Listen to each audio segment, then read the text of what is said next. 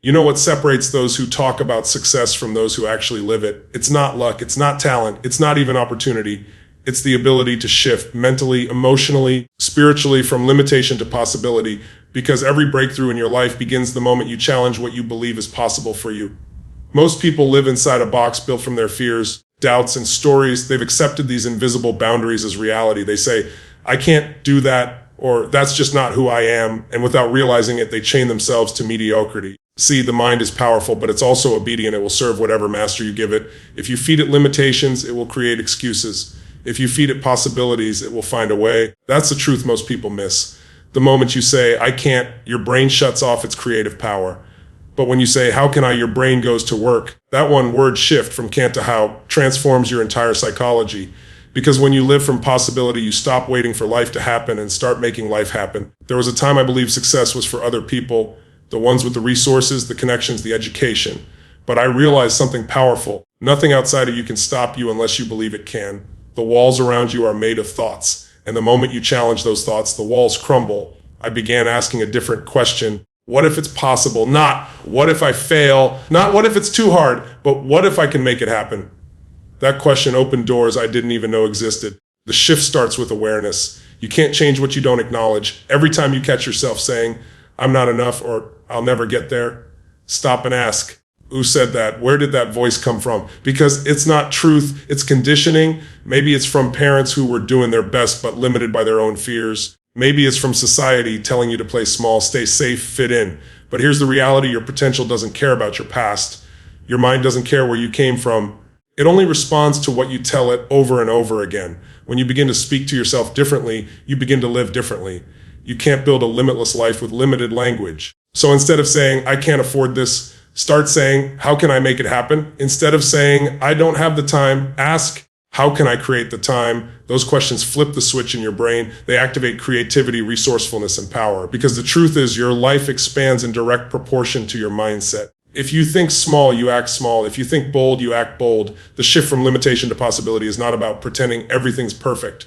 It's about refusing to let fear dictate your future. Fear is always there. It whispers in your ear. It paints pictures of failure. It tries to convince you to stay where it's safe.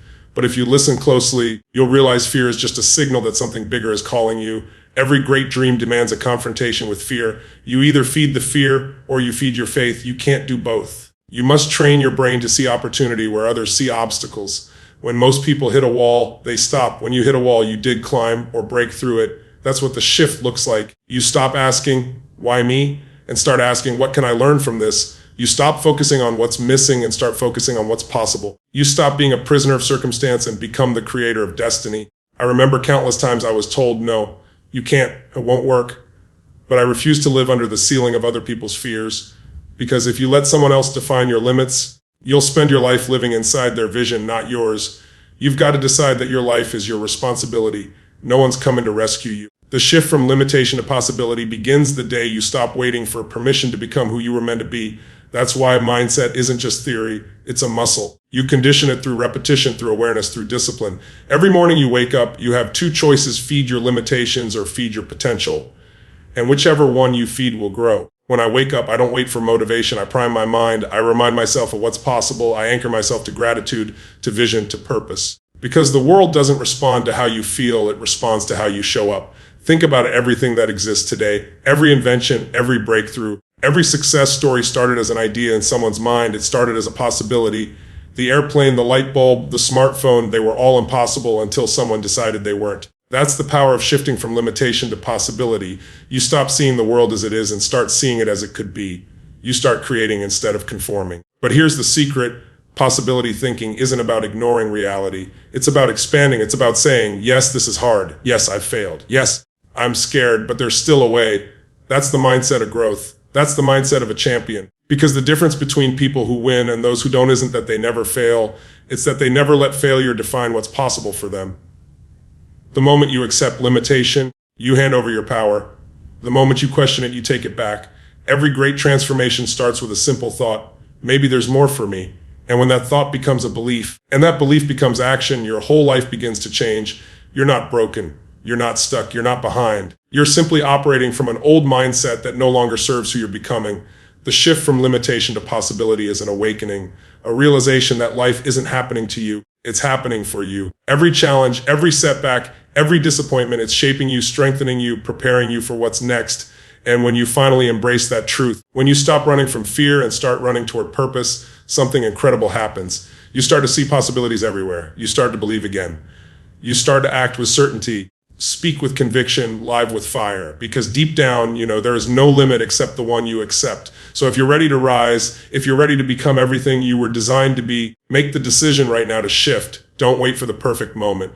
Create it. Don't wait for permission. Take it. Because the day you choose to move from limitation to possibility is the day your real life begins. Emotion is the force that drives every action you take. It's not logic that moves you, it's emotion. People think they make decisions intellectually, but that's not true. Every decision is born from an emotional state.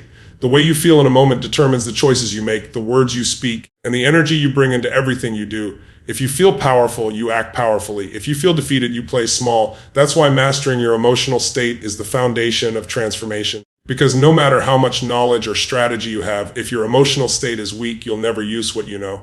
Think about it. How many times have you known exactly what to do, but didn't do it?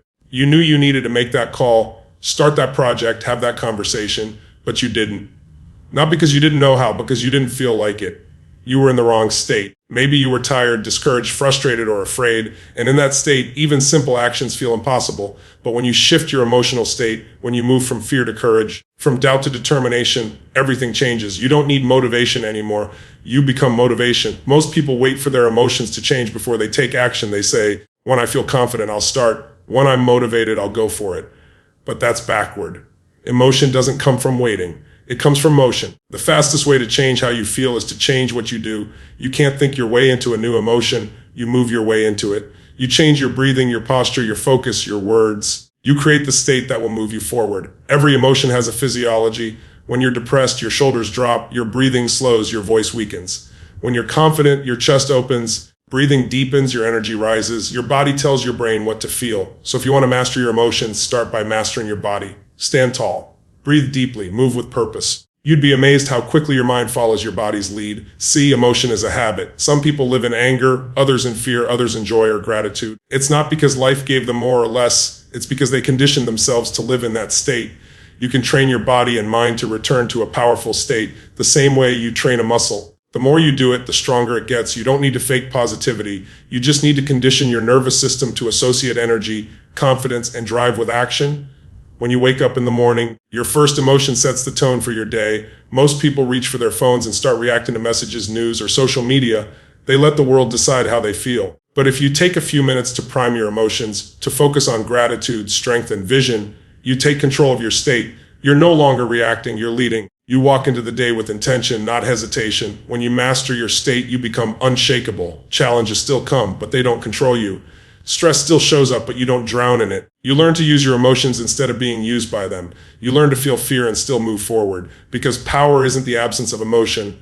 It's the ability to direct it. The energy that once held you back becomes the same energy that propels you forward. You've got to understand that emotion is energy in motion. Whatever you focus on expands. If you focus on what's missing, you feel scarcity. If you focus on what's possible, you feel inspired. The mind and body are connected, and focus is the steering wheel.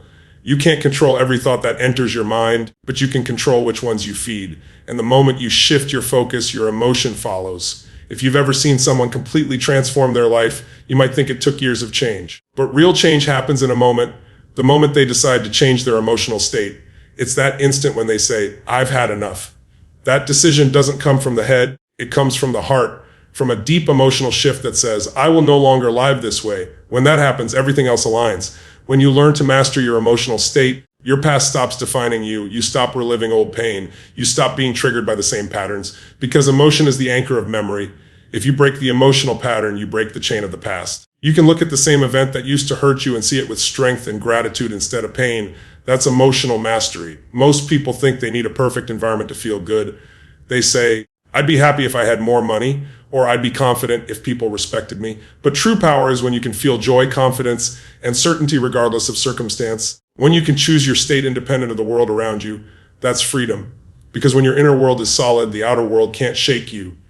You might be surrounded by chaos, but inside, you're calm, You might face rejection, but inside you're unbreakable. You might have setbacks, but inside you're still certain that it's all part of the process. That's what separates those who create extraordinary lives from those who just survive them. They've learned to command their emotions, not be commanded by them. If you look at high achievers, they don't have fewer problems. They just manage their state differently. They approach problems from a peak state. Because when you're in a high energy state, what looked like a wall now looks like a challenge you can conquer. When you're in a low state, everything feels impossible. So it's not the problem that needs to change. It's the state you bring to it. You can build rituals that put you in that peak state every day. Music that fires you up, movement that charges your body, affirmations that center your mind. It's not just motivation, it's conditioning. You're teaching your brain and body that no matter what happens, you can access power, confidence, and clarity on demand. Once you realize you have that control, you'll never go back to being at the mercy of your emotions again. And remember, emotion fuels motion. If you want to create massive results, you've got to generate massive emotion. Energy is contagious. Your energy affects everyone around you. When you walk into a room with certainty, people feel it. When you lead with passion, others rise with you. That's the power of mastering your emotional state. You become a force of influence, not because of what you say, but because of who you are when you say it. So stop waiting for life to give you the perfect conditions. Create the emotion that will drive you, because the truth is you can't control the wind, but you can adjust your sails. You can't control the world, but you can control your state. And the moment you do that, you stop being a victim of circumstance and become the master of your destiny. Belief is the blueprint of your reality. Everything you experience, everything you create, everything you achieve, it all starts with what you believe is possible for you. If your beliefs are small, your life will shrink to fit them. If your beliefs are expansive, your life will rise to meet them. That's the truth most people never understand. They think life happens to them, when in reality, life is a reflection of the thoughts and beliefs they've rehearsed for years. You are living today what you decided to believe yesterday, and if you want a different tomorrow, you have to reprogram what you believe today. Your beliefs are not facts. They are patterns of thought you've repeated so many times that your mind accepted them as truth.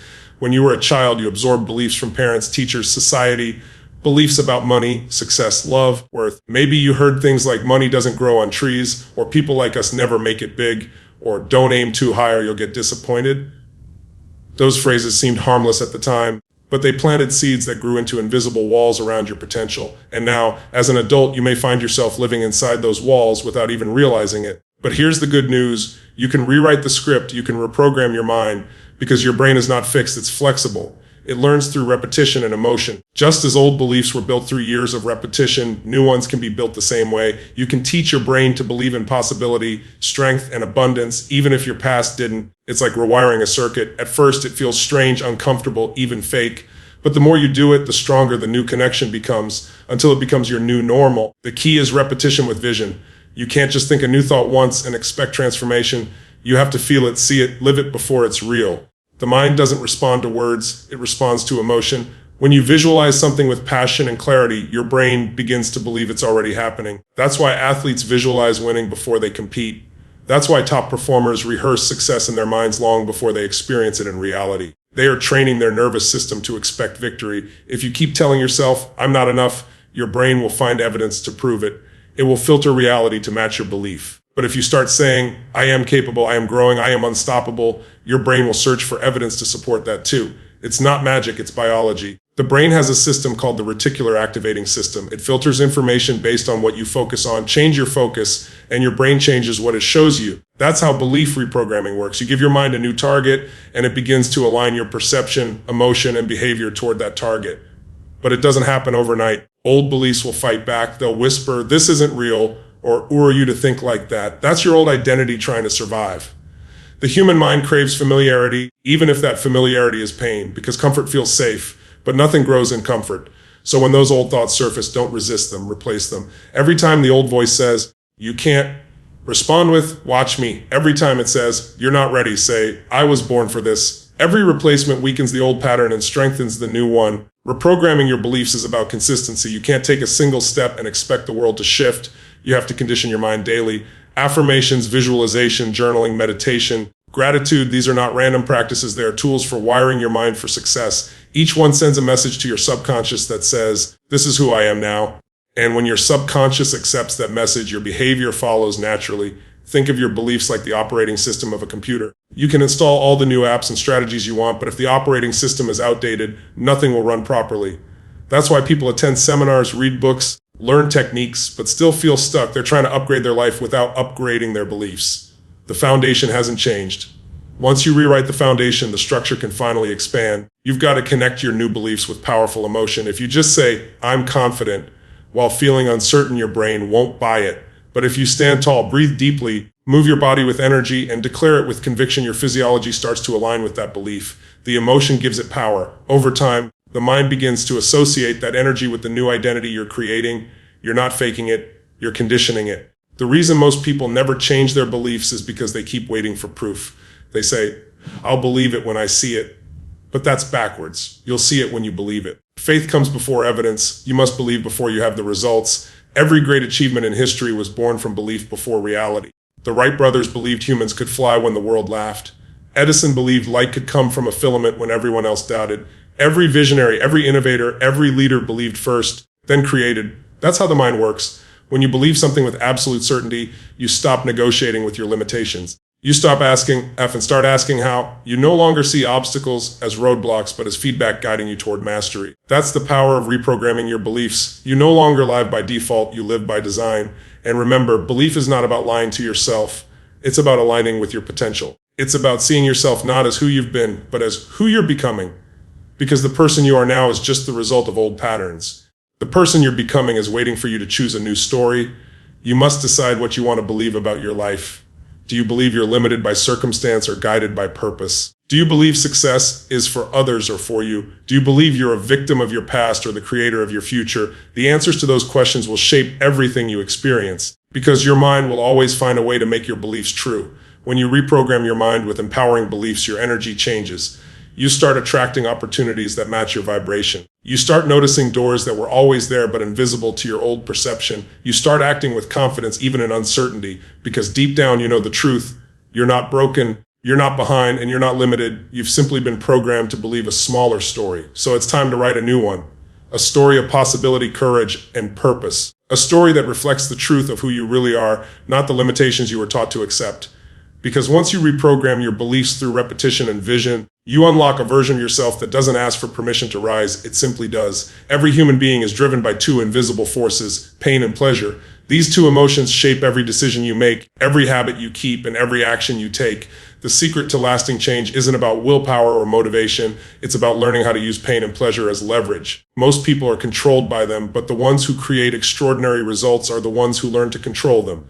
Because until you master these two forces, you'll always be at their mercy. Think about it. Everything you do to either avoid pain or gain pleasure. If you don't work out, it's because your brain associates pain with the effort and pleasure with staying comfortable. If you procrastinate, it's because taking action feels painful while delay feels safe, even if only for a moment. But when you flip that association, when you link massive pain to staying the same and massive pleasure to growing, you can transform any behavior in an instant. The problem is most people are wired backwards. They attach pleasure to habits that destroy them and pain to habits that would save them. They feel pleasure in distraction, comfort, laziness, or instant gratification, and pain and discipline, change and consistency. But here's the truth, growth will always be uncomfortable. And if you keep running from discomfort, you'll keep running from the life you were meant to live. Change begins when you decide that the pain of staying the same is greater than the pain of changing.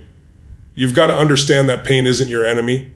It's your greatest teacher. Pain shows up to get your attention. It says something needs to shift. Most people try to numb it, hide it, or escape it, but that only multiplies it. The only way to be free from pain is to face it. When you face pain with courage and ask, what is this trying to teach me? You reclaim your power. You stop seeing pain as punishment and start seeing it as guidance. I remember times when everything felt like it was falling apart, financially, emotionally, mentally. It was pain that pushed me to grow. It was pain that made me hungry enough to demand more from myself. Without that pain, I never would have evolved. Pain woke me up to the reality that nothing changes until I do. That's the gift hidden in every hardship, the opportunity to rise higher than your excuses. When you learn to use pain as leverage, you stop avoiding it and start using it. You look at your life and say, if I don't change now, what will this cost me a year from now? 5 years, 10 years. You imagine the pain of regret, the pain of lost potential, the pain of looking back knowing you could have been more. That pain becomes the fuel that drives you to act, because nothing is more powerful than the pain of regret. It's the pain that never goes away. But here's the beautiful part. You can use pleasure the same way. Just as pain can push you, pleasure can pull you. You can create a vivid emotional vision of the pleasure you'll feel when you succeed, when you grow, when you overcome, when you fulfill your purpose. You imagine the freedom, the pride, the joy of becoming who you were meant to be. That vision pulls you through every challenge because the brain doesn't distinguish between imagination and reality. It reacts to emotion. So when you feel the pleasure of your future success in the present moment, your mind begins to align with it. The key is emotional intensity. You can't just intellectually say, I want to change. You have to feel it. You have to link massive, unbearable pain to the behaviors holding you back and overwhelming pleasure to the actions that will move you forward. When the emotional intensity is strong enough, change becomes automatic. You don't need discipline, you need alignment. Look at anyone who's made a radical transformation in their life, someone who lost the weight, broke the addiction, left the toxic relationship, started the business. They all reached a moment where pain became unbearable. They said, enough is enough. In that moment, their brain rewired. They linked so much pain to the old behavior that continuing it was no longer an option. That's the power of leverage. It's not that they suddenly found motivation. It's that the balance of pain and pleasure shifted. You can use this same principle in every area of your life. Want to stop procrastinating? Link massive pain to delay. Feel the frustration, the missed opportunities, the loss of confidence it brings. Then link massive pleasure to taking action. See the relief, the progress, the pride that comes with moving forward. Want to become healthier? Link pain to the sluggishness, the low energy, the shame of inaction. Link pleasure to strength, vitality, and self-respect. Your mind will follow whatever emotion you attach the most meaning to. Here's the truth: people don't change because they should. They change because they must. And must only happens when the emotional leverage becomes strong enough. You've got to raise your standards emotionally. You've got to say, I will no longer tolerate this level of pain. I will no longer accept this version of myself. When you raise the emotional standard, your behavior automatically rises to meet it. Pain and pleasure are not random. They are signals. Pain tells you something is misaligned. Pleasure tells you you're in harmony with your purpose. But you have to take ownership of how you use them. If you link pleasure to avoidance, you'll stay stuck. If you link pleasure to growth, you'll soar. The difference is choice. You can even use this principle to overcome fear. Fear is just the anticipation of pain. Most people fear failure because they link pain to it, embarrassment, rejection, loss. But if you rewire your associations and link pain to an action instead, everything changes. You stop fearing failure and start fearing regret. You stop avoiding mistakes and start avoiding stagnation. That shift in emotional leverage can transform fear into fuel. When you take control of pain and pleasure, you take control of your destiny, because every decision from that point forward becomes intentional. You no longer act from impulse, you act from awareness. You no longer chase comfort, you chase growth. You no longer avoid pain, you use it to propel yourself to new levels of strength and clarity. There's an old saying that the pain of discipline weighs ounces, but the pain of regret weighs tons. It's true. The discipline of growth might sting for a moment, but the pride that follows lasts a lifetime. The comfort of avoidance might feel good now, but the pain that follows lasts forever. The choice is always yours. You can let pain control you, or you can use it as the driving force that shapes your destiny. So stop running from pain. Use it. Let it refine you, not define you. Let it push you toward the pleasure of purpose, freedom, and fulfillment. Because the moment you master pain and pleasure, you master the very forces that control human behavior. And when you do that, there's nothing left in this world that can hold you back. Identity is the foundation of everything you do. It's the invisible force that shapes your behavior, your choices, and your destiny. You can change your habits for a while. You can shift your goals. You can even push through with willpower. But if your identity doesn't evolve, you'll always snap back to where you started, because you can never consistently act in a way that's inconsistent with who you believe you are. Lasting success isn't about changing what you do. It's about changing who you believe yourself to be. Every result in your life is a reflection of your identity.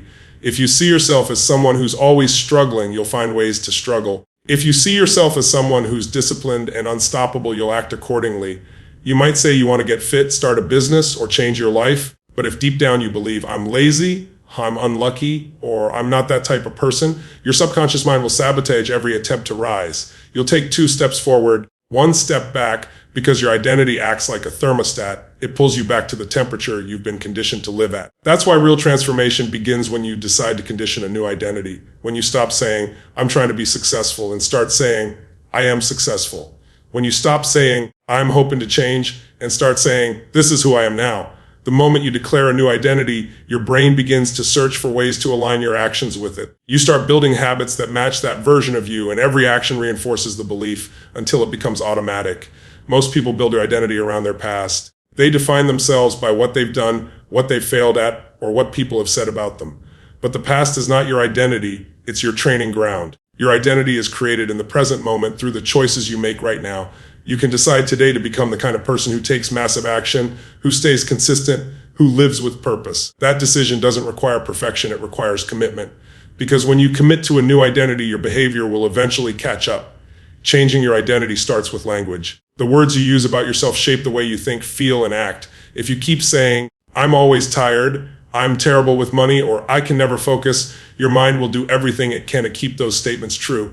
But if you start speaking life into your future, saying, "I'm full of energy, I'm financially intelligent, I'm laser focused and unstoppable," your subconscious begins to accept it.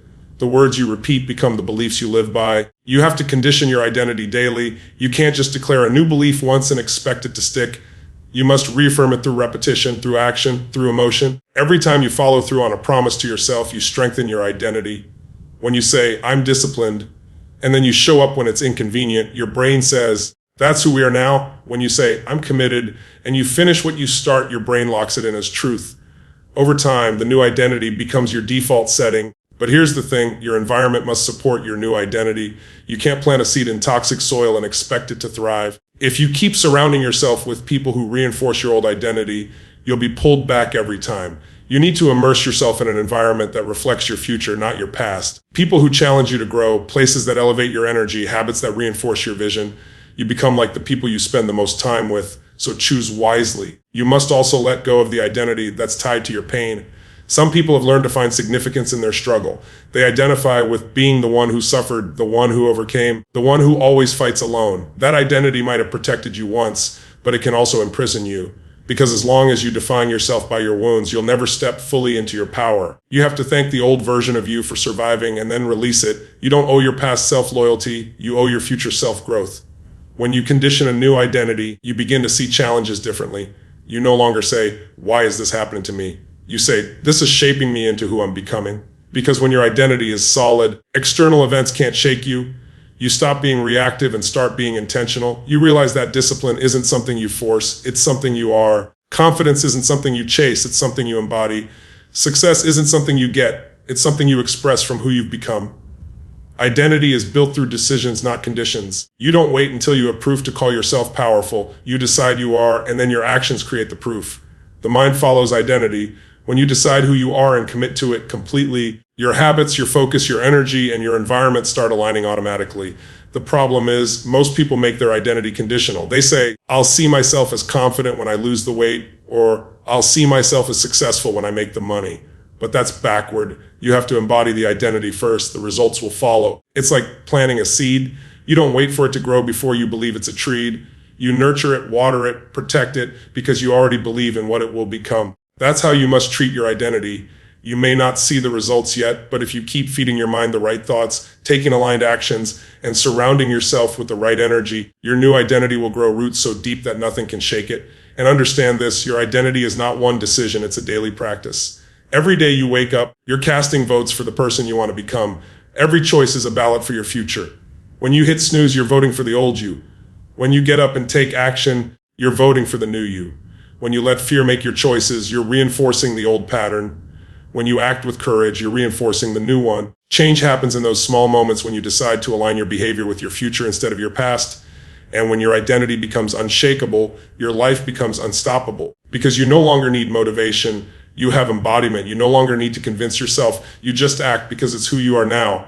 That's what true transformation feels like. It's not effort, it's expression. You're no longer fighting against the old, you're flowing with the new. When you reach that point, everything you do starts to feel natural. Success doesn't feel like a struggle. Discipline doesn't feel like punishment. Growth doesn't feel like sacrifice. It feels like alignment, because you've finally become the kind of person who doesn't chase goals. You attract them through identity.